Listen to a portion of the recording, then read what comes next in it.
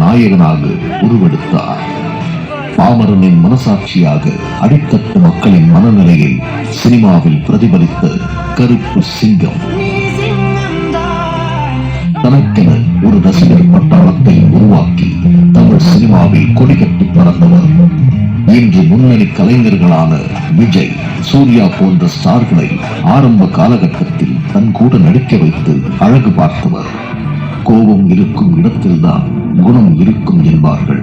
இவருக்கு கோபப்பட மட்டுமில்லை, கொடை வள்ளலாகவும் இருக்க தெரியும். தெய்வத்தெல்லாம் நாங்க இதுவரை பார்த்ததே இல்லை. ஆனா நான் பார்த்த முதல் தெய்வம் இந்த தெய்வம் தான். என் கருப்பு தங்கம் தான். ஊருக்கே சோறு போட்டவரு. இதுவரை தன்னை தேடி வருபவர்களுக்கு கோவிலாக அடைக்கலம் கொடுத்தவர் என்று சாமியாகி போனார். என்ற ஊரு சாமி மாலை 8 தசை நடுங்க.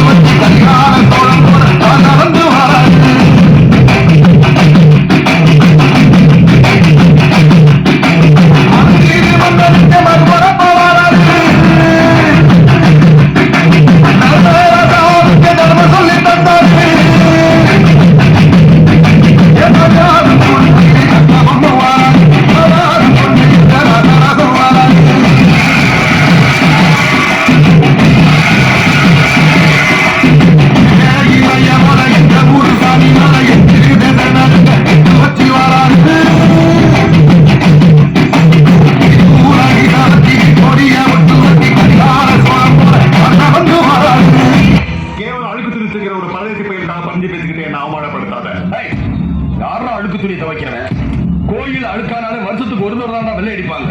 இந்த ஊர் அழுக்காயிடக்கூடாதுங்கிறதுக்காக வருஷம் பூரா வெளுத்து வெள்ளை ஆக்கிட்டு இருக்காண்டா இவன் அழுக்கா இருக்கிறனால நீ வெள்ளை சொல்லி மறந்து பேசிக்கிட்டு இருக்க. மதம் மறந்து, ஜாதி மறந்து, மனுஷங்கெல்லாம் ஒரு தாய் பிள்ளைங்க உறவுக்கு கட்டுப்பட்டு ஒன்னா வாழ்ற ஊருடா இது. இங்கே சின்னவன் பெரியவன் வித்தியாசம் கிடையாது. யாரா இருந்தாலும் ஒரே நீதி, ஒரே தண்டனை. தொலைச்சு கூட வாசம் மாறினாலும் மாறும். இந்த தலசி வாசம் மாற மாட்டாண்டா.